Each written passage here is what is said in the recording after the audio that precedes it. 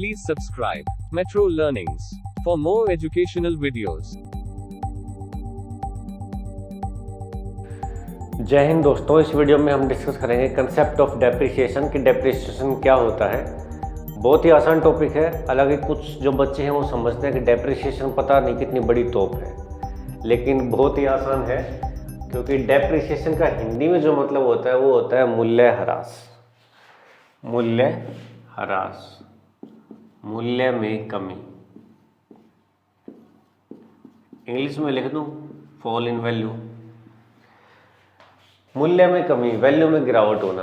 अब वो किसकी वजह से है, एक एग्जांपल लेकर चलते हैं। एक एग्जांपल है कि मैंने कार ली और कार का प्राइस था वो था 1 लाख रुपए। ठीक है, हालांकि 1 लाख रुपए में कार आती नहीं है, ठीक ठाक सी कार 8-10 लाख रुपए की आती है। तो 1 लाख रुपए की जो कार ली है वो मैंने ली 2011 में। अब 2012 में आप मुझे सोचकर बताइए कि इस 1 लाख की जो कार थी इसकी वैल्यू उतनी ही रहेगी, कम होगी या ज़्यादा होगी? सीधी सी बात है, कम ही होगी, क्योंकि जब हम सेकंड हैंड गाड़ी को खरीदते हैं तो क्या हम उतना ही पैसा देकर आते हैं जितनी वो शोरूम प्राइस था उसका? नहीं, उसको कम ही देकर आते हैं। सेकंड हैंड गाड़ी के कम पैसे क्यों देते हैं? क्योंकि किसी व्यक्ति ने उसको बार बार यूज़ किया है, 1 साल तक, 2 साल तक, 5 साल तक, 7 साल तक उसको यूज़ किया है। इसलिए जितने साल तक उसको यूज़ किया गया है उसके हिसाब से हम उसकी वैल्यू निर्धारित करते हैं कि भाई हम इतने पैसे देंगे। तो हर साल जब जब हम उस कार का हम यूज़ करते जाएंगे उसकी वैल्यू में गिरावट होती जाएगी। मान लीजिए 1 साल बाद उसकी जो वैल्यू है वो 80,000 रुपये की रह जाती है। ठीक है, 1 साल अगर और निकाल दिया तो वो 60,000 रुपये की रह जाएगी। अगर कुछ साल और निकाल दिए तो वो और कम की रह जाएगी। हम क्या देख रहे हैं कि जब जब टाइम पीरियड बढ़ता जा रहा है और टाइम पीरियड बढ़ने के साथ साथ दूसरी चीज़ क्या है, हम इसको बार बार यूज भी कर रहे हैं। गाड़ी का बार बार यूज करने से उसकी वैल्यू में गिरावट देखने को मिल रही है।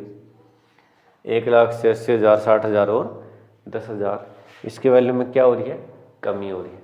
अब यही डेप्रिसिएशन है। कोई है बड़ी चीज़?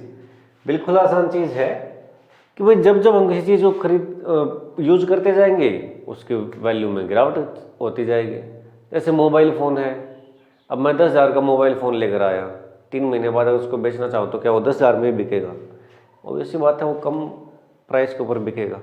अब वो कम प्राइस के ऊपर क्यों बिका है? क्योंकि मैंने उसका यूज़ किया है। ठीक है, तो ये है fall in value due to normal wear and tear. Normal wear and tear का मतलब क्या है? किसी वस्तु का हमने बार बार यूज किया है।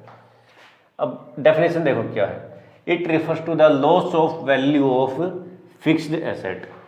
फिक्स्ड एसेट या कोई मशीनरी, उसकी वैल्यू में लॉस या कमी या नुकसान। ठीक है, कमी होना in use of account of किसकी वजह से? नॉर्मल वियर एंड टियर, उसको बार बार यूज करने की वजह से। तो ये हो गया आपका डेप्रिसिएशन।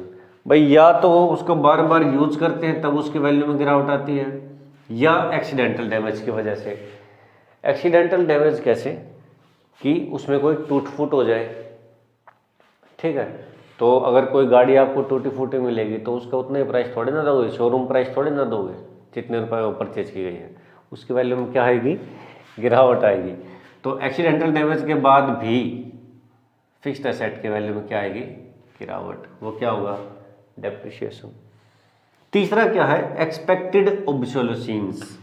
एक्सपेक्ट करना यानी कि अनुमान लगा सकते हैं कि भाई कैपिटल जो गुड है या जो फिक्स्ड एसेट है उसकी वैल्यू में गिरावट आएगी, उसका प्रोड्यूसर अंदाज़ा लगा सकता है, एक्सपेक्टेड है। लेकिन कई बार अंदाज़ा नहीं भी लगा पाता है तो वो क्या हो जाएगा? Unexpected obsolescence.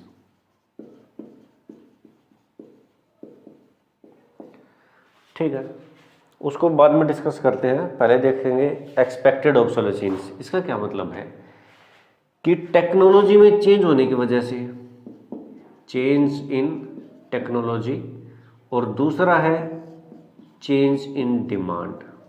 डिमांड में चेंज होने की वजह से, टेक्नोलॉजी और डिमांड में चेंज होने की वजह से भी फिक्स्ड एसेट के मूल्य में या उसकी वैल्यू में गिरावट होती है।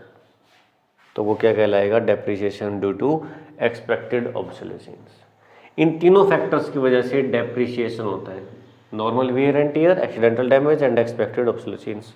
चेंज इन टेक्नोलॉजी का अगर हम एग्जांपल लेकर चले तो हमें पता है कि 20 साल पहले 25 साल पहले कौन से टीवी थे, ब्लैक एंड वाइट टीवी थे। उसके बाद कौन से आ गए, कलरफुल टीवी। तो ब्लैक एंड वाइट टीवी से कलरफुल टीवी आ गए। अब क्या यहाँ पर ब्लैक एंड वाइट टीवी की वैल्यू उतनी ही रहेगी, बढ़ेगी या कम होगी? सीधी सी बात है, क्या हो जाएगी, इनकी वैल्यू में गिरावट आएगी। क्यों आई है? क्योंकि कलरफुल टीवी आ गए, मतलब टेक्नोलॉजी क्या आ गई, अपग्रेड होकर आई है, नई टेक्नोलॉजी आई है। तो टेक्नोलॉजी में चेंज होने की वजह से भी फिक्स्ड एसेट के मूल्य में कमी आती है, जिसको बोलेंगे depreciation due to expected obsolescence. अब जो दूसरी कमी आती है कैपिटल गुड्स में, वो किसकी वजह से आती है, चेंज इन डिमांड। फिर डिमांड पैटर्न में जब चेंज हो जाए तब भी क्या होगा, कैपिटल गुड्स हैं या जो फिक्स एसेट है उनके मूल्य में कमी आती है। कैसे? मान लीजिए लोग पहले किसकी डिमांड कर रहे थे, रबर शूज़ पहनते थे सभी। अचानक क्या हो गया कि लोग हैं वो रबर शूज़ की तरफ से कहाँ पर शिफ्ट हो गए, लेदर शूज़।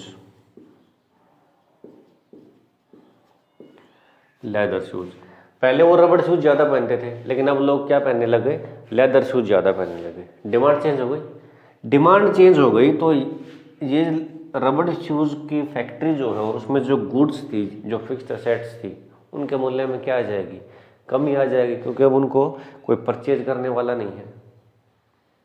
ठीक है, अब परचेज करने वाला नहीं है, क्यों परचेज करने वाला नहीं है, क्योंकि डिमांड सारी लेदर शूज़ की तरफ शिफ्ट हो गई। तो यहाँ पर क्या हो गया, रबर शूज़ की फैक्ट्री में जो फिक्स्ड एसेट्स थी उनके मूल्य में कमी आ गई। किसकी वजह से आई है, due to change in demand. तो चेंज इन टेक्नोलॉजी और चेंज इन डिमांड, ये दोनों फैक्टर्स किस में आएंगे, एक्सपेक्टेड ऑब्सोलेसेंस में। डेप्रिसिएशन क्या होता है, किसी भी फिक्स्ड एसेट्स के मूल्य में कमी होना। किसकी वजह से, इन तीनों फैक्टर्स की वजह से, that is called depreciation. Okay, depreciation में हमने ये तीनों फैक्टर पढ़ लिए। ये एक्सपेक्टेड ऑब्सोलेसेंस पढ़ा था, अब हम देखते हैं अनएक्सपेक्टेड ऑब्सोलेसेंस। डेप्रिसिएशन केवल इन तीन चीज़ों की वजह से होगा। अनएक्सपेक्टेड ऑब्सोलेसेंस को हम अलग से सेपरेटली स्टडी करते हैं। अनएक्सपेक्टेड मतलब जिसका प्रोड्यूसर अनुमान नहीं लगा सके। अनुमान किस चीज़ का नहीं लगा सकता, जैसे बाढ़ आ गई, भूकंप आ गया, है ना, आग लग गई प्लांट में। तो ऐसी जो क्लैमिटीज़ हैं, नेचुरल क्लैमिटीज़ हैं, उनकी वजह से भी फिक्स्ड एसेट में लॉस होता है। जैसे प्लांट में आग लग गई तो प्लांट का नुकसान हो गया, उसकी वैल्यू में गिरावट आ गई, मशीन की वैल्यू में गिरावट आ गई। ठीक है, बाढ़ आ गई तो प्लांट में नुकसान हो गया, प्लांट की जो मशीनें थी, प्लांट की जो बिल्डिंग थी, उनकी वैल्यू में गिरावट आ गई। तो यहाँ पर भी क्या है, loss in fixed asset. Fixed asset का क्या हो रहा है, लॉस हो रहा है, या कह सकते हैं कि फिक्स्ड एसेट की जो वैल्यू है उसमें गिरावट आ रही है। इसमें भी क्या है, loss of value, fixed asset same है, लेकिन डिफरेंस क्या है कि यहाँ पर प्रोड्यूसर एक्सपेक्ट नहीं कर पाता, क्योंकि यहाँ पर क्या है, ड्यू टू नेचुरल क्लैमिटीज, जो प्राकृतिक आपदाएं हैं, बाढ़, भूकंप, ज्वालामुखी, आंधी तूफान, आग लगना, इन चीज़ों की वजह से जब फिक्स्ड एसेट में नुकसान होता है तो उसको हम डेप्रिसिएशन नहीं बोलेंगे, उसको बोलेंगे कैपिटल लॉस। ये आपको याद रखना है, ठीक है।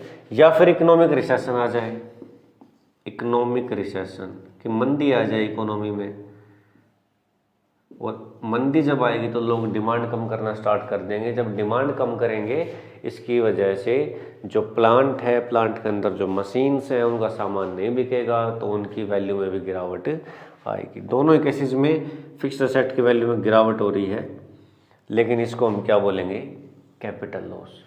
इस केस में भी फिक्स्ड एसेट में गिरावट हो रही है तो इसको क्या बोलेंगे, डेप्रिसिएशन, क्योंकि इसमें हम फिक्स्ड एसेट को बार बार यूज करते हैं, उसमें टूट फूट होती है, तब उसकी वैल्यू में गिरावट आती है। या फिर डिमांड और टेक्नोलॉजी में चेंज होने की वजह से उसकी वैल्यू में गिरावट आती है, तो वो डेप्रिसिएशन, अदरवाइज कैपिटल लॉस।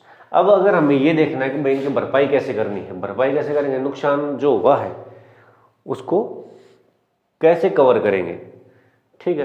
तो इसको तो कवर करते हैं डेप्रिसिएशन रिजर्व फंड से, हर एक कंपनी का होता है ये डेप्रिसिएशन रिजर्व फंड, कि उनको पता है कि भाई आज जो मशीनें परचेज की हैं 10 साल के बाद वो क्या होती जाएंगी, वो आउटडेटेड हो जाएंगी, उनका टाइम पीरियड खत्म हो जाएगा, तो उस टाइम पर पैसे की जरूरत पड़ेगी। तो इसलिए हर साल वो क्या करते हैं, कुछ परसेंट, 8%, 10%, 15% अपना जो प्रॉफिट है उसमें से निकाल कर इस फंड में जमा करती हैं, ताकि जब ये 10 मशीनें जिनकी जो आउटडेटेड हो जाएंगी एक पॉइंट ऑफ टाइम पर, उस समय पर नई मशीनें लाने के लिए कुछ पैसों की जरूरत पड़ेगी। तो हर एक कंपनी का क्या होता है, डेप्रिसिएशन रिजर्व फंड। ठीक है, जबकि यहाँ पर अगर हम देखें जो कैपिटल लॉस हो रहे हैं, तो हमें पता है कि जब बाढ़ आ जाए, भूकंप आ जाए और जो नुकसान होता है तो उसकी भरपाई कैसे की जाती है, इंश्योरेंस से, है ना। कोई बिल्डिंग है अगर वो भूकंप से गिर जाए, अर्थक्वेक से गिर जाए, तो उसकी जो बिल्डिंग की भरपाई है, उस नुकसान को कवर कैसे किया जाता है, उस लॉस को कवर कैसे किया जाता है, through insurance.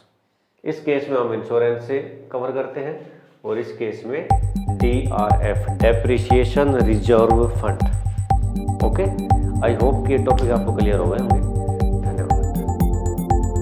Please subscribe Metro Learnings for more educational videos.